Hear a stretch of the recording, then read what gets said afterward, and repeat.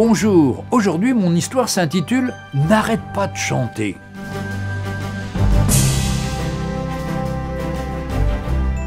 As-tu déjà observé l'attitude des oiseaux face à l'adversité? Pendant des jours et des jours, ils font leur nid, recueillant des matériaux parfois ramenés de très loin. Lorsqu'ils ont terminé et sont prêts à déposer leurs œufs, les intempéries ou l'œuvre de l'être humain ou d'un quelconque animal détruit et envoie au sol ce qu'ils ont réalisé avec tant d'efforts. Que fait l'oiseau? Il est paralysé et abandonne la tâche? En aucune façon. Il se remet à l'ouvrage, encore et encore, jusqu'à ce que les premiers œufs apparaissent dans le nid. Parfois, très souvent, avant que naissent les oisillons, un animal, un enfant ou une tempête détruit une fois de plus le nid, mais cette fois avec son précieux contenu.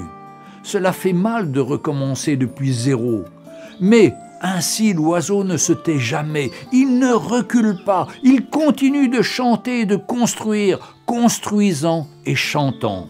As-tu parfois le sentiment que ta vie, ton travail, ta famille ne sont pas ce dont tu avais rêvé? As-tu parfois envie de dire assez? L'effort n'en vaut pas la peine. C'est trop pour moi. Es-tu fatigué de recommencer? Du gaspillage de la lutte quotidienne?